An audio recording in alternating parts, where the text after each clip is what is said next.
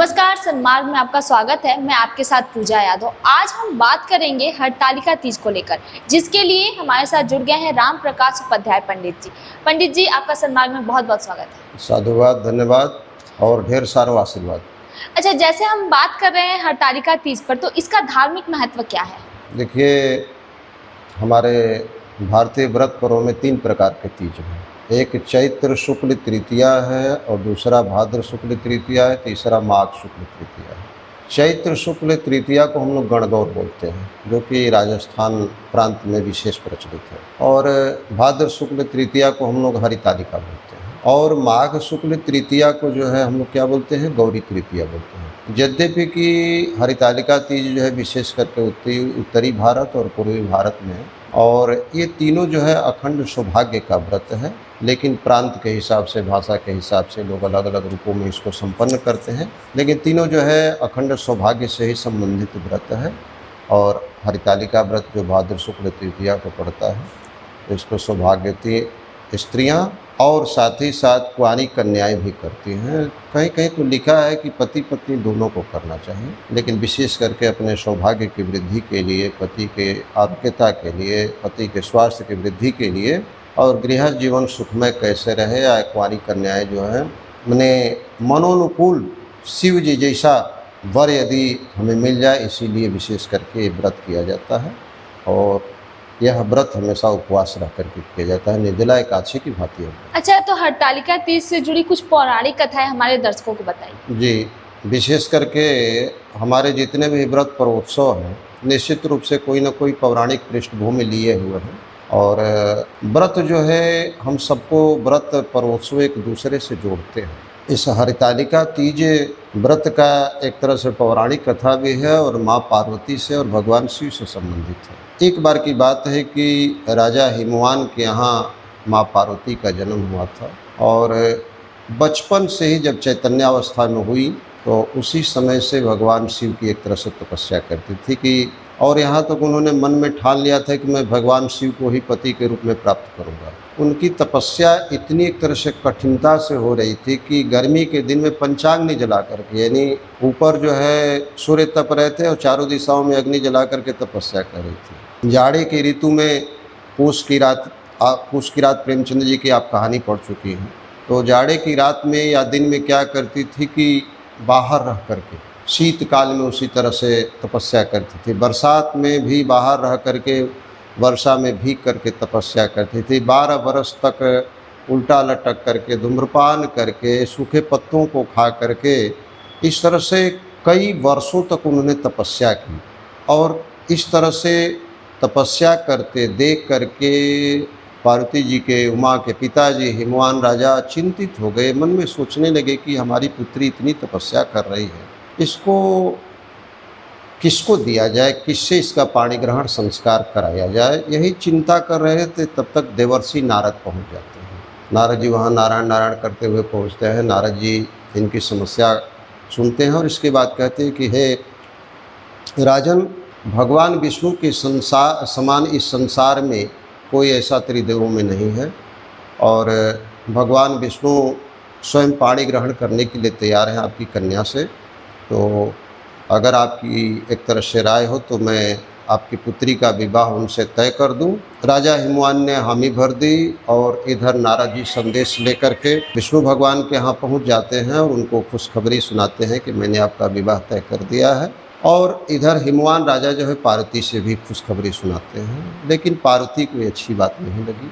और अगले दिन क्या करती है कि सखियों के घर जा कर के अपनी व्यथा सुनाती है कि मैं तो मन ही मन भगवान शिव को अपना पति मान चुकी हूँ, लेकिन मेरे पिता मेरे मनोनुकूल जो है विवाह नहीं कर रहे हैं, इसलिए मैं अब घर पर रहना नहीं चाहती हूँ। मैं सोचती हूँ कि आत्महत्या कर लूँ। सखियाँ जो थी एक तरह से उनको आत्महत्या से रोकती हैं और जंगल में उनको लेकर के जाती है। कहती है कि क्या लोग आत्महत्या करते हैं, हम लोग चलो ऐसे जगह पर पहुंच जाए जहाँ की कोई खोजते हुए भी हम लोगों को न पहुंचे।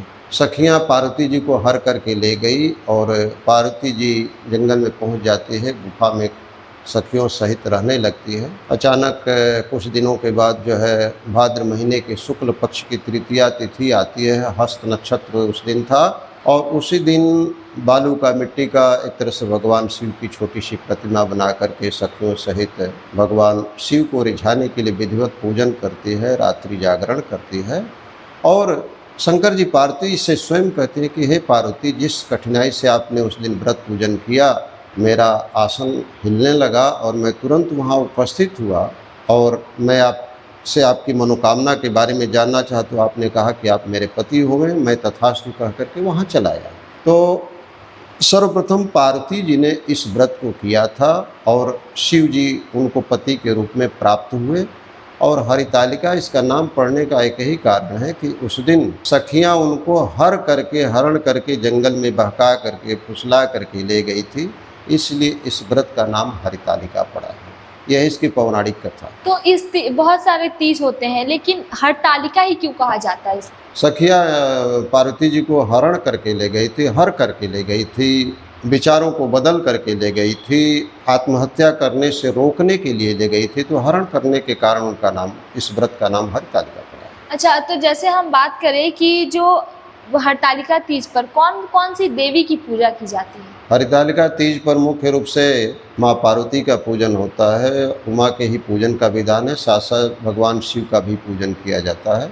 और शिव पार्वती का ही एक ऐसा पूजन है कि अखंड सौभाग्यवती होने के लिए, या अगर जन्म पत्रिका में कहीं मंगला दोष होता है तो हम लोग सावन महीने में मंगला गौरी का भी व्रत कराते रहते हैं, हम लोग परामर्श देते रहते हैं। तो गृहस्थ जीवन सुचारू रूप से चलाने के लिए, अखंड सौभाग्य प्राप्त करने के लिए हरितालिका के दिन माँ पार्वती और शिव के ही पूजन का विधान है और किसी का नहीं। हरतालिका तीज का इस वर्ष का शुभ मुहूर्त क्या है? देखिए, हरितालिका के बारे में, तीज के बारे में प्रत्येक वर्ष का मुहूर्त का एक ही नियम होता है।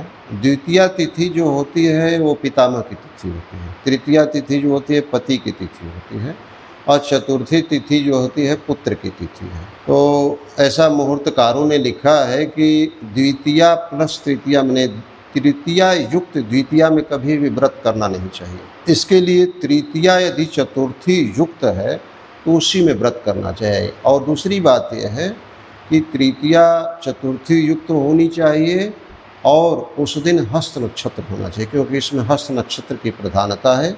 तो हस्त नक्षत्र में, और ये सायंकाल का व्रत है, दिन भर उपवास रह करके निर्जला व्रत इसमें रहा जाता है। कुछ इसमें खाने पीने का विधान नहीं है।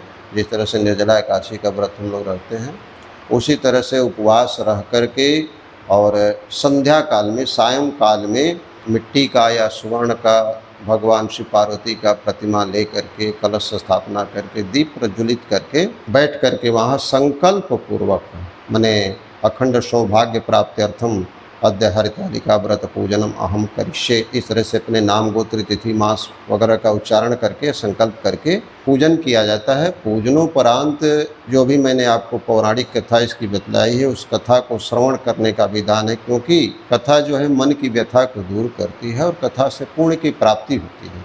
इसलिए कथा का भी, पौराणिक कथाओं का भी अपने आप में एक तरह से महत्व है। तो उस दिन कथा सुनना चाहिए, रात्रि जागरण करना चाहिए, और अगले दिन जो है उस मिट्टी के प्रतिमा को जल में प्रवाहित करके सौभाग्य द्रव्यादि वगैरह, अन्न वगैरह दान करके ब्राह्मण को इसके बाद पारणा करनी चाहिए। तो मुख्य रूप से हरितालिका के व्रत का पूजन का मुहूर्त सायंकाल होता है, वो भी तृतीया चतुर्थी युक्त होनी चाहिए और हस्त नक्षत्र उस दिन अवश्य होना चाहिए। यही उसके मुहूर्त का नियम। तो जैसे आपने बताया कि ये जो हरतालिका तीज का व्रत है वो निर्जला व्रत है, तो अगर मान लीजिए कि कोई निर्जला व्रत नहीं रख पाता है तो क्या वो फलाहार व्रत रख सकता है? देखिए, इसके पौराणिक कथा में दिया गया है कि निर्जला एकादशी के सदृश ये व्रत है। इसमें यहाँ तक लिखा गया है कथा में कि जो स्त्री उस दिन निद्रा लेती है वो अजगरी होती है, जो जल पान करती है वो जोंक होती है, एक जलौका हम लोग उसको बोलते हैं, और जो उस दिन अन्न का सेवन करती है सुकरी होती है, जो दही खाती है वो एक तरह से बिल्ली होती है, दूध का सेवन करने वाली बिल्ली होती है, और सब कुछ खाने वाली मक्खी होती है, मीठा खाने वाली चींटी होती है।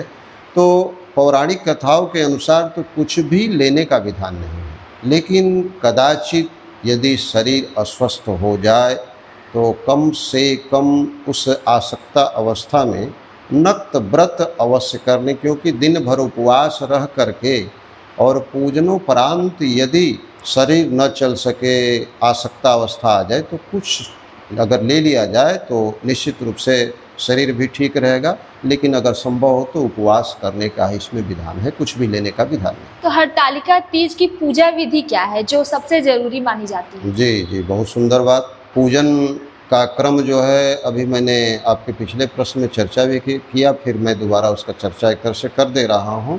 दिन भर उपवास रह करके, किसी भी पहले सुबह उठ करके पवित्र जलाशय में, पवित्र नदी में, या न हो तो गंगा जल ही अपने घर जल में डाल करके स्नान करके, और इसके बाद सुबह ही एक तरह से संकल्प ले लिया जाए, या व्रत के पूजन के समय में भी संकल्प ले लिया जाए, और संध्या काल में या तो शिव मंदिर में जा करके, या घर पर, या किसी पवित्र नदी के तट पर किसी भी देवालय में जा करके भगवान शिव और माँ पार्वती की प्रतिमा रख करके, सखियों को बुला करके, या यदि कोई न हो तो अपने परिजनों के साथ बैठ करके, और उस ऋतु के पुष्प अवश्य होने चाहिए, क्योंकि देवगण जो होते हैं उस ऋतु के फल और पुष्प से अति प्रसन्न होते हैं। उनको एकत्र करके, विशेष करके भगवान शिव को मंदार माला प्रिय है, मंदार माला कुलितालकाय कपाल मालांकित शेखराय दिव्यंबराय च दिगंबराय नमः शिवाय, इस तरह से बोल कर भगवान को मंदार माला चढ़ाना चाहिए, मंदार का माला चढ़ाना चाहिए।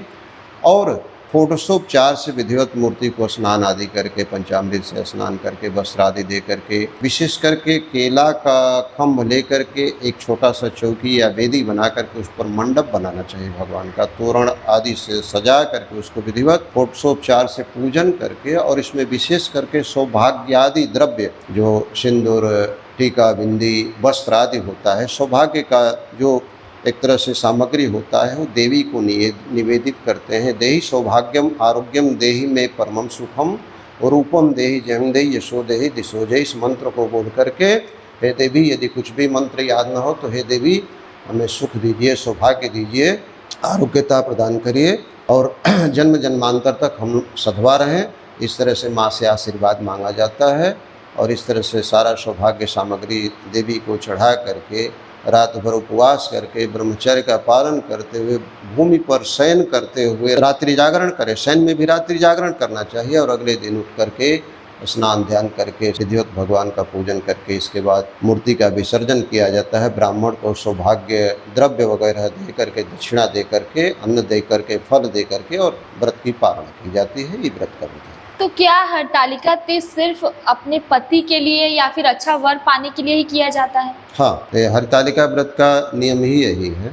देखिए, व्रत उपवास तो हमारे जितने भी ऋषियों का एक तरह से निर्धारण किया गया है, केवल सौभाग्य के लिए या मुख्य उद्देश्य के लिए। व्रत उपवास से हमारा शरीर भी स्वस्थ रहता है, और विशेष करके हरतालिका हो गया या करवा चौथ वगैरह हो गया, स्त्रियों के लिए उसका धन पति है पहला, दूसरा उसका पुत्र है। और स्त्रियों के लिए विशेष करके करवा चौथ हो गया, हरतालिका हो गया, ये सब जो है पति के लिए करने का विधान है, सौभाग्य प्राप्त के लिए, क्योंकि पति ही उसका सब कुछ धन होता है। और इसके बाद जीवित पुत्रिका वगैरह आता है, या संकष्टी गणेश चतुर्थी वगैरह होता है, तो ये पुत्र के लिए होता है।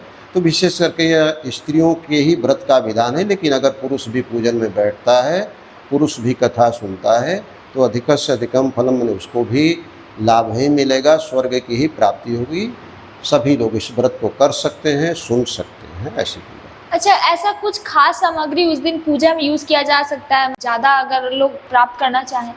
भगवान शिव और पार्वती दोनों के पूजन में विशेष करके शिव को जो अच्छा लगता है वो द्रव्य चढ़ाना चाहिए। शिव को बेलपत्र अच्छा लगता है, नाकेसर चढ़ाया जाता है, मदार का माला हम लोग चढ़ाते हैं। उस दिन चाहें तो आप बेलपत्र से 108 बार भगवान शिव के 108 नामों से अर्चन कर सकते हैं, माँ गौरी के 108 नामों से अर्चन कर सकते हैं। और भगवान शिव को धतूर या श्रीफल वगैरह, बेलफल जो है, उनको भांग वगैरह भस्म प्रिय है, वो सब चढ़ाना चाहिए।